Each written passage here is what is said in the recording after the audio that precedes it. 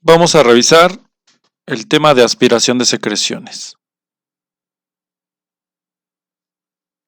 En el tema de aspiración de secreciones, la aspiración de secreciones se va a definir como este procedimiento cuyo objetivo va a ser extraer las secreciones que se pueden ir acumulando en todo el tracto respiratorio, en la parte superior en realidad del tracto respiratorio, por medio de la aplicación de presiones negativas y a través del tubo orotraqueal o de una cánula de traqueotomía.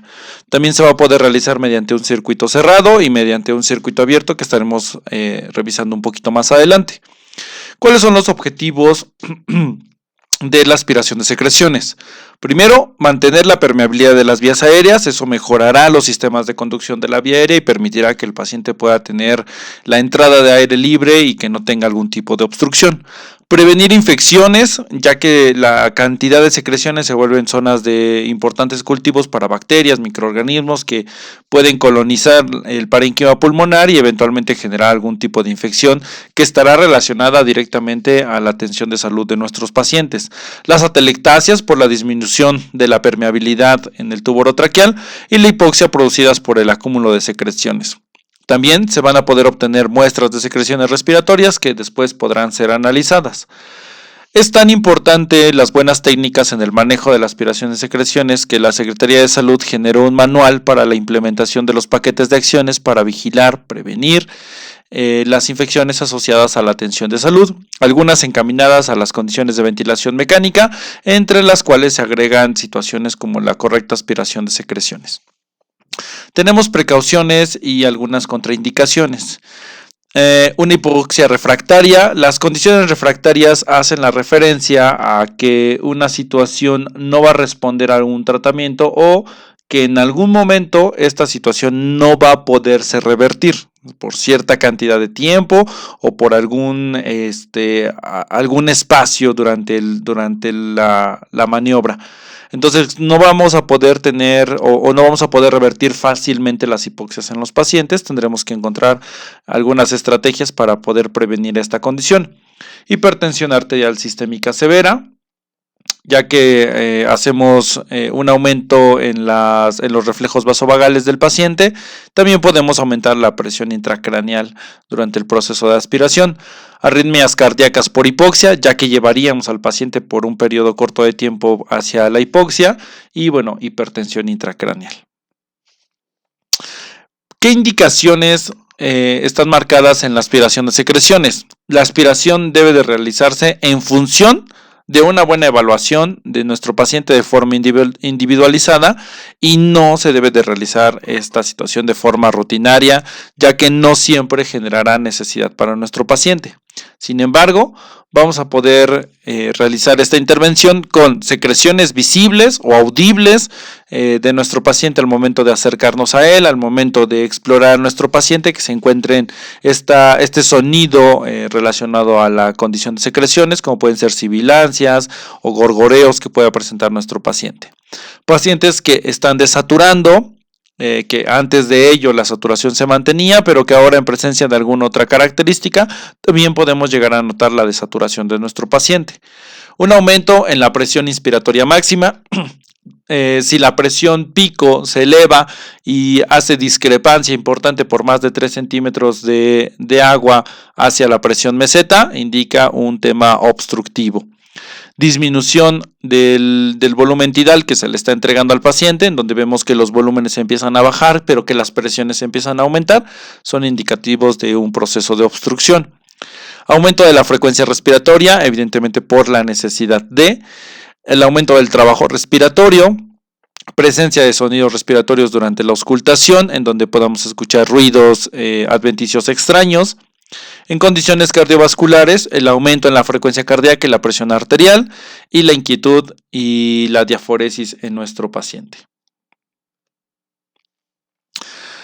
Cuando hacemos aspiración de secreciones no debe ser la única prioridad de nuestra atención durante ese momento. Debemos de poder identificar algunas otras características, entre ellas que el tubo orotraqueal sea el tubo orotraqueal adecuado para nuestro paciente, que la distancia del tubo y la inserción del tubo también sea la adecuada, que tenga condiciones de neumotaponamiento también adecuadas.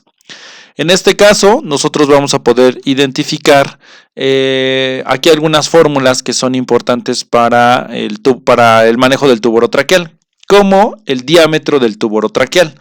Tenemos una fórmula que es el diámetro anteroposterior de la laringe, que se va a medir en milímetros, va a ser 33.9 por H, en donde H será la talla de nuestro paciente en metros, menos 33.7. El resultado se va a dividir entre 3 y se va a dividir entre 3 porque aquí lo que sacamos es el diámetro anteroposterior de la laringe. Se divide entre 3 porque 1/3 del espacio debería ser el tamaño del tubo orotraqueal ideal para nuestro paciente.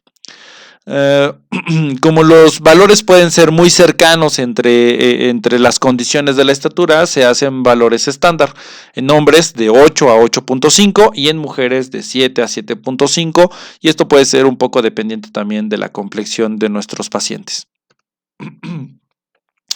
También tenemos que identificar la distancia del tubo endotraqueal. ¿Cuál será la mejor distancia de inserción?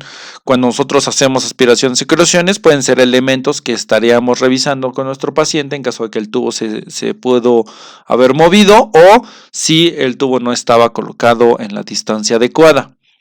Tenemos dos fórmulas también para hombres y para mujeres. En el caso de hombres, la inserción de la longitud óptima para el tubo orotraqueal será de 11.413 más 0.072 por la talla en centímetros del paciente menos 3.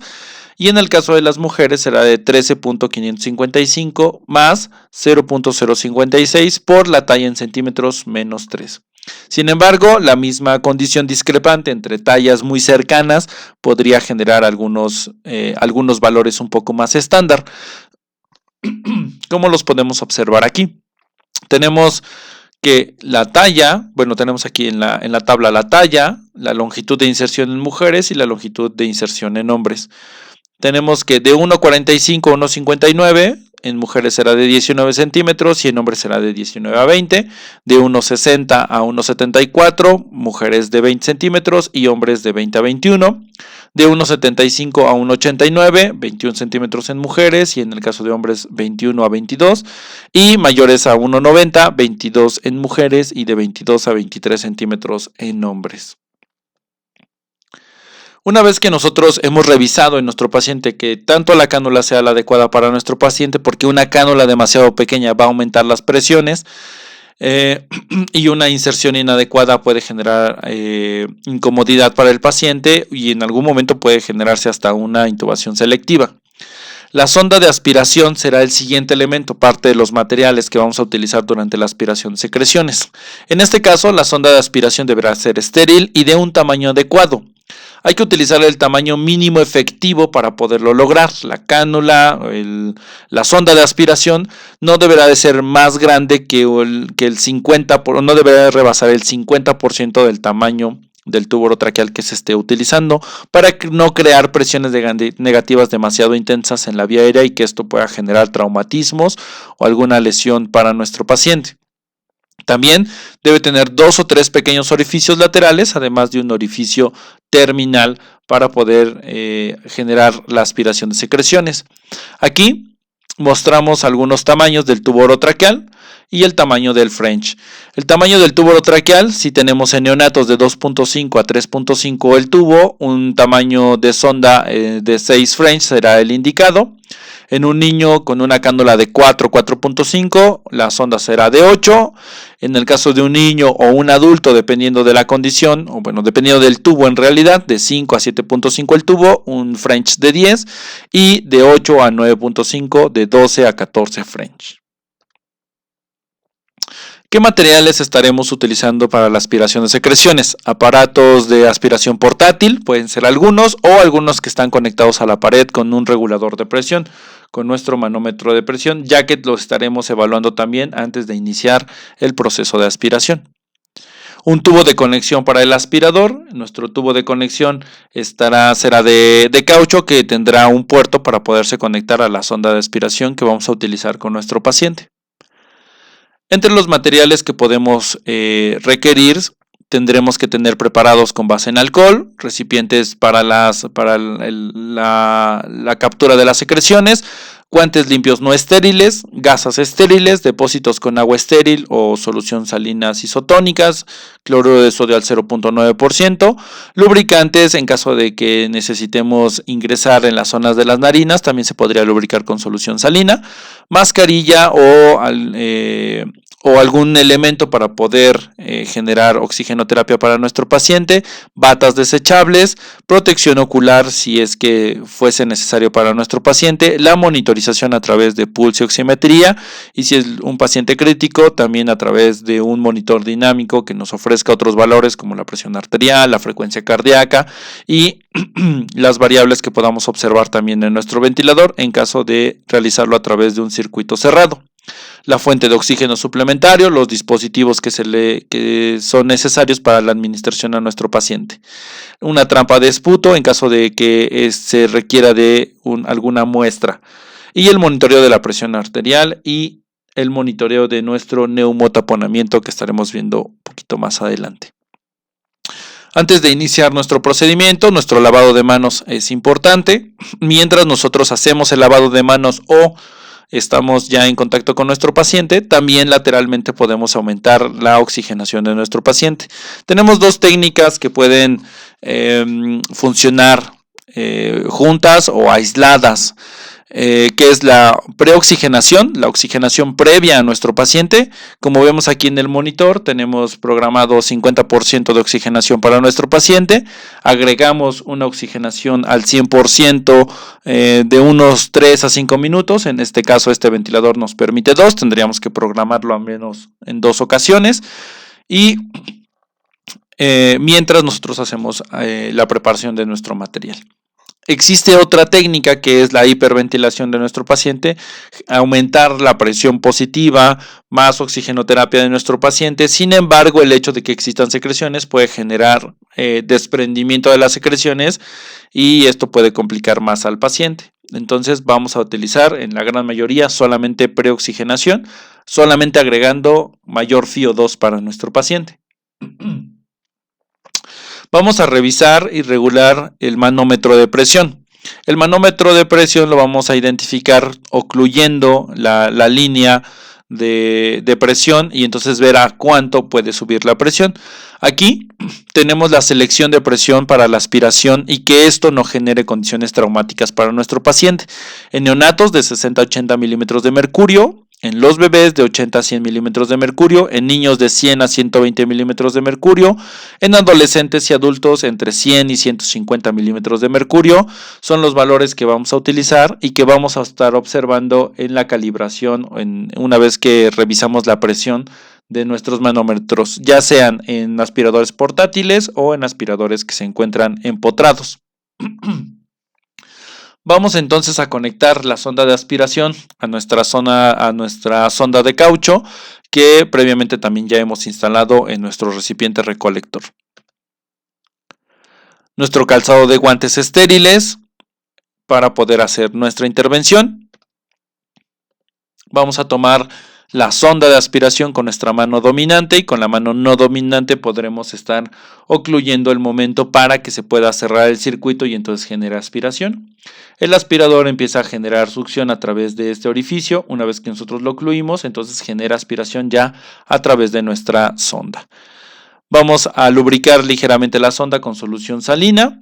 Y vamos a generar aspiración para ver que la sonda se encuentre permeable y la cámara que va a contener las secreciones también sea todo funcional. De ahí vamos a introducir nuestra sonda ya a nuestro paciente. Previo a la introducción vamos a generar la desconexión del ventilador de nuestro paciente. Previo a esto también vamos a poner aquí un campo estéril. Esta técnica debería de ser mediante campos estériles. Vamos a poner un campo. Hacemos la desconexión, como se nota aquí en la imagen. Se va a ingresar la sonda de aspiración. Una vez que ingresamos la sonda de aspiración, vamos a empezar, como se observa aquí, se ingresa la sonda de aspiración a través del tubo orotraqueal, pero no se empieza a aspirar desde la inserción. Una vez que ya generamos la inserción de la sonda, ahora sí vamos a ocluir la sonda, vamos a cerrar el circuito, va a iniciar la aspiración de las secreciones y vamos a realizar esto más o menos de 10 a 15 segundos para la aspiración, mientras lo hacemos de forma rotatoria y vamos haciendo la extracción de la sonda. Como se nota aquí, se insertó, se hizo la aspiración y se va retirando de forma circular la sonda hasta poder salir, más o menos un tiempo de 10 a 15 segundos por acción o por ocasión. Durante cada aspiración vamos a realizar limpieza de la sonda en caso de que la sonda se encuentre sucia, y también vamos a hacer aspiración de solución salina para volver a permeabilizar completamente la sonda y la siguiente aspiración no tenga residuos de secreciones en la sonda y pueda disminuir la presión y la energía para poder eliminar estas secreciones. También, dentro de los cuidados, tenemos que vigilar que nuestro paciente tenga un correcto neumotaponamiento. El tubo orotraqueal estará directamente sobre la tráquea y necesitamos generar que el inflado del neumotaponamiento sea de 30 centímetros de agua, de entre 20 y 30 centímetros de agua, o de 18 a 22 milímetros de mercurio. Aquí les vamos a presentar un video, ustedes van a poder escanear a través de este código QR un video que generamos para que se pueda ejemplificar no solo la forma de generar la medición, sino la forma de crear los implementos para este propósito. ¿Qué tal? Bienvenidos a un nuevo video. Nos encontramos en la Clínica Propedéutica de la Universidad Autónoma de Tlaxcala en la licenciatura en Enfermería.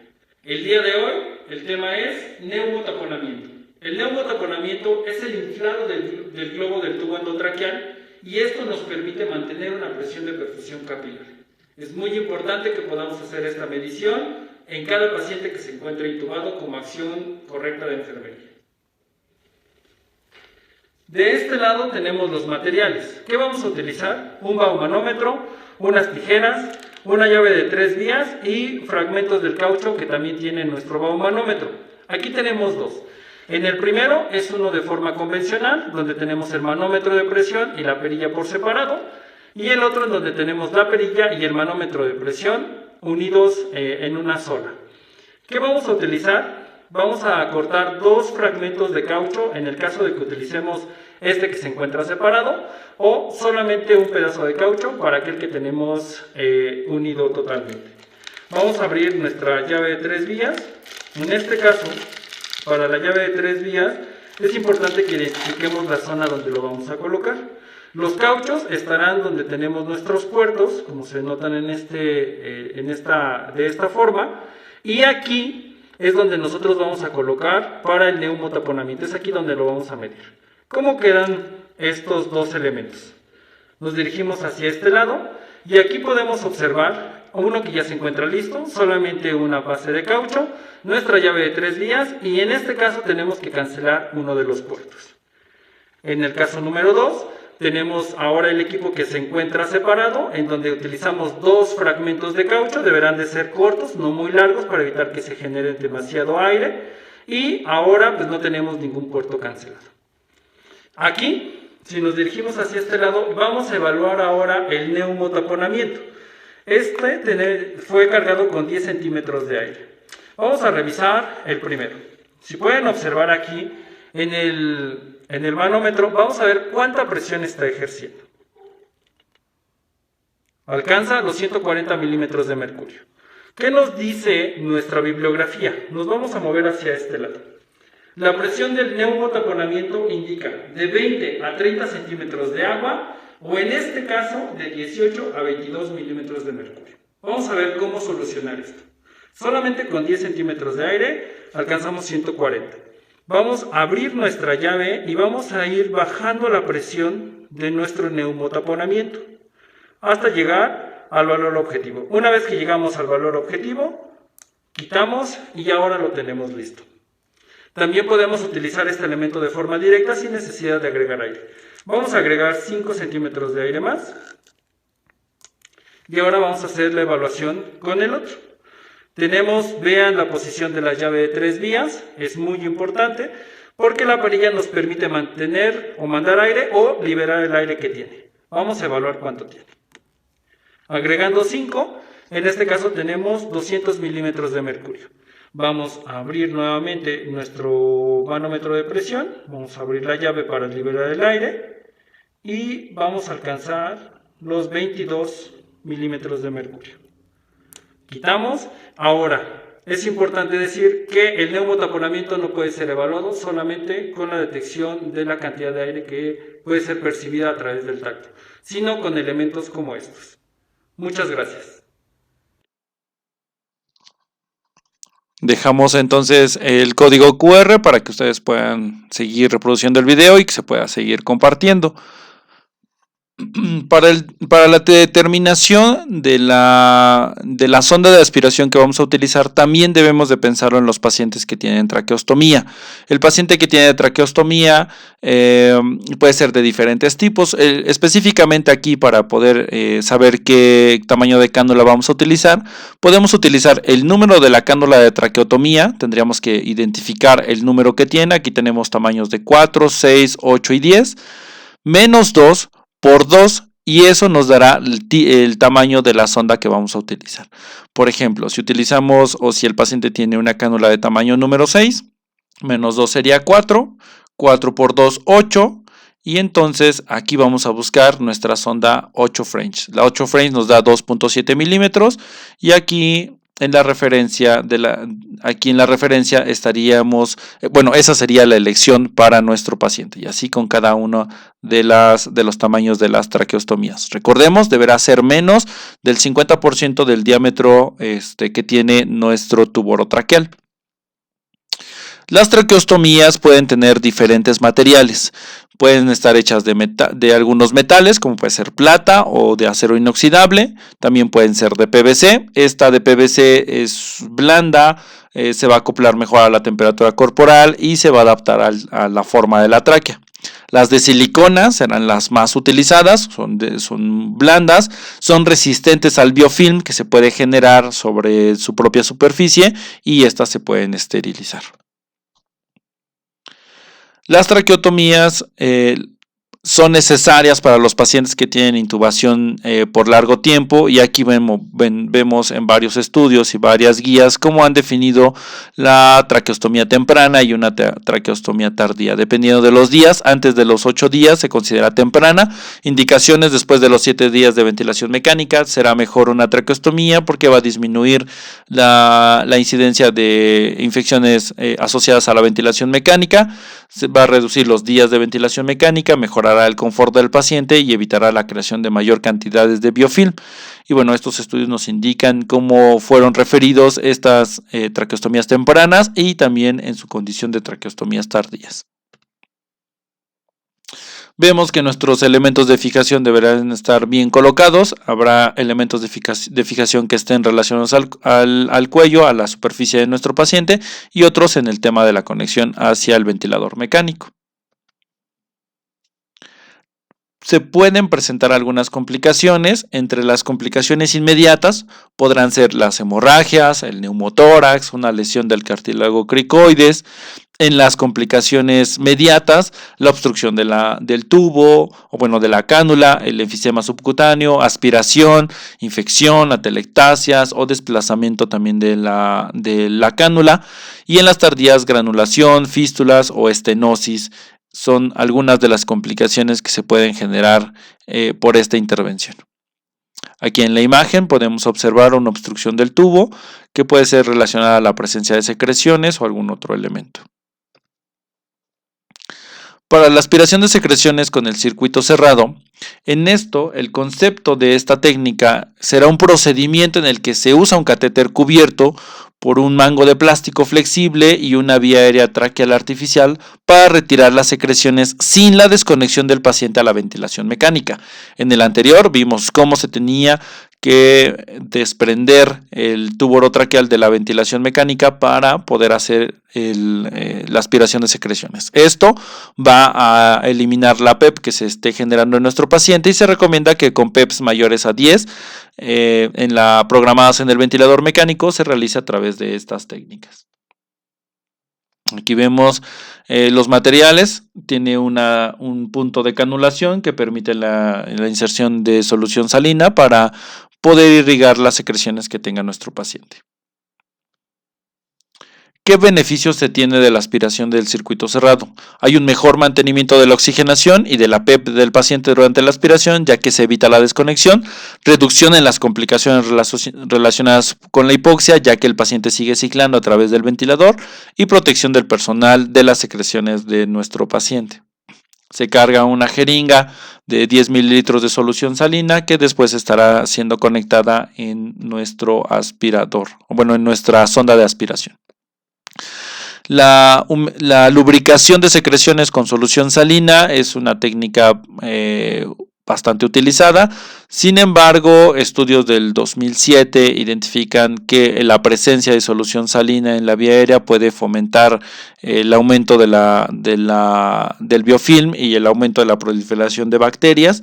Sugiere que la hidratación del paciente, una buena hidratación del paciente, es superior a la inserción de solución salina. Sin embargo, todavía se sigue utilizando la inserción de solución salina. Se agrega un poco de solución salina previo al inicio de la aspiración. También tiene un área en donde debemos de ocluir para que permita entonces la aspiración de las secreciones. Se ingresa la sonda para poder lograr la aspiración y bajo los mismos principios en una forma rotativa y de unos 10 a 15 segundos para evitar periodos largos de hipoxemia de nuestro paciente, iniciamos la aspiración de secreciones mientras vamos extrayendo la sonda de aspiración que aquí está recubierta, ocluyendo hasta que la sonda se encuentra en el interior. Aquí la sonda entra, sin embargo no está siendo ocluida, hasta después ya se hace la oclusión y se empieza la aspiración de secreciones de nuestro paciente. La inserción de solución sigue siendo una técnica como lo habíamos comentado, pero la buena hidratación del paciente puede ser un recurso más importante que la hidratación directa de las secreciones. Aquí vemos cómo se sigue administrando un poco de solución para poder lograr una correcta aspiración de secreciones.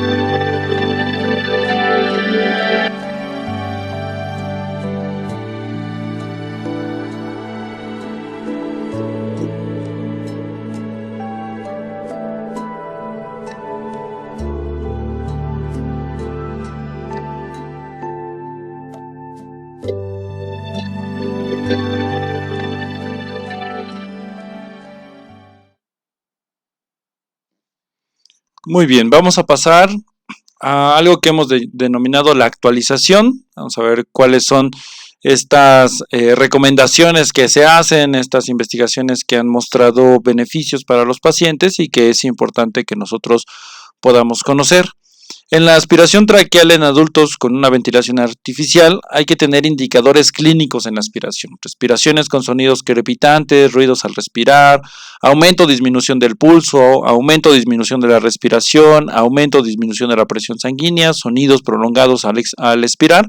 Entonces vamos a realizar o estaría indicado el proceso de aspiración de secreciones. En el caso de la oxigenación de nuestros pacientes, esto va a hacer que la hiperoxigenación hará referencia a un aumento en la fracción inspirada de oxígeno, que nosotros aumentemos la FiO2 de nuestro paciente. Tenemos la otra condición, que la preoxigenación hace la referencia al suministro de oxígeno antes de comenzar la aspiración, que también hace referencia a la administración de. En este caso, el suministro de oxígeno puede ser con niveles mínimos o por encima de los mínimos requeridos para nuestro paciente. Sugerimos una preoxigenación, una hiperoxigenación llevaría los gases a unos límites superiores. Tenemos evidencias que el tamaño de la sonda de aspiración no debe ocluir más de la mitad del diámetro interior de la vía aérea artificial para evitar ejercer una presión negativa mayor sobre esta y reducir el riesgo de un posible descenso en la presión parcial de oxígeno. Existen varios niveles de evidencia relacionados a las investigaciones que se pudieron encontrar. Tenemos en los nivel 1 evidencia obtenida de una revisión sistemática de todos los ensayos clínicos con asignación aleatorias relevantes. En el nivel 2 tenemos evidencias obtenidas de al menos un ensayo clínico con asignación aleatoria bien diseñada. En el nivel 3.1, una evidencia obtenida en ensayos clínicos sin asignación aleatoria bien diseñada.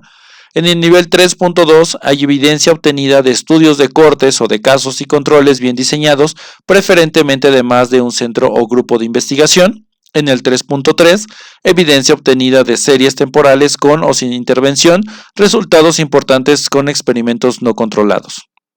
Y en el nivel número 4 tenemos la opinión de profesionales de reconocido prestigio basado en experiencia clínica, estudios descriptivos o informes de comités de expertos.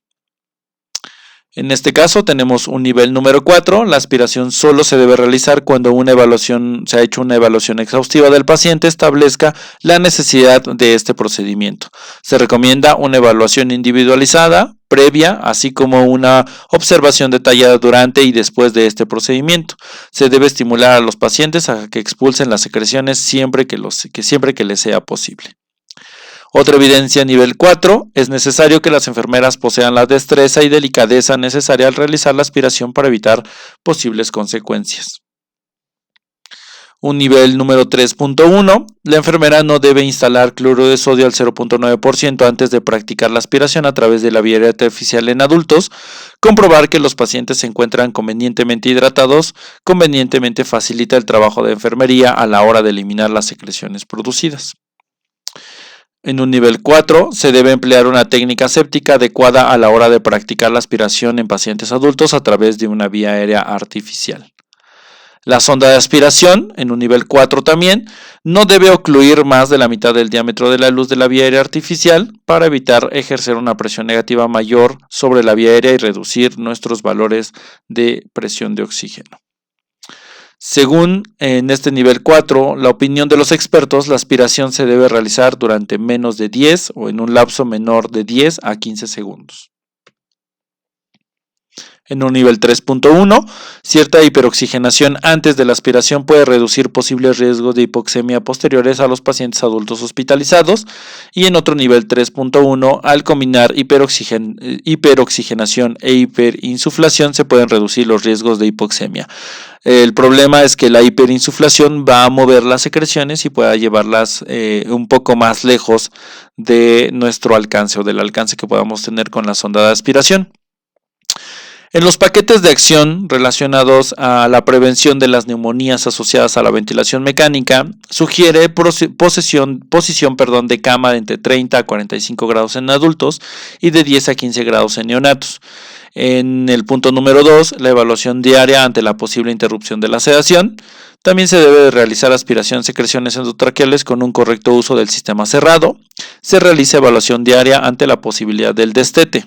Aquí, en nuestro paquete de acciones, se recomienda realizar cepillado y enjuague con clorhexidina al 0.12%, solución salina al 0.9%, en presentaciones de 100 mililitros para adultos y soluciones fisiológicas al 0.9% o agua bidestilada en el neonato. Sin embargo, hay un nuevo estudio en el que menciona que la menor cantidad de intervención o de limpieza oral es mejor en los pacientes de la terapia intensiva.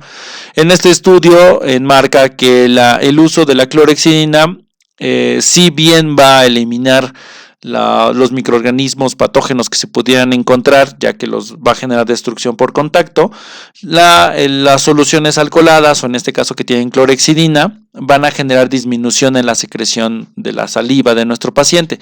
Disminución en la secreción de saliva se va a asociar mayormente a la presencia de infecciones del tracto respiratorio. Recomienda cepillado, la limpieza de forma mecánica y limpieza solamente con solución salina o agua bidestilada en el retiro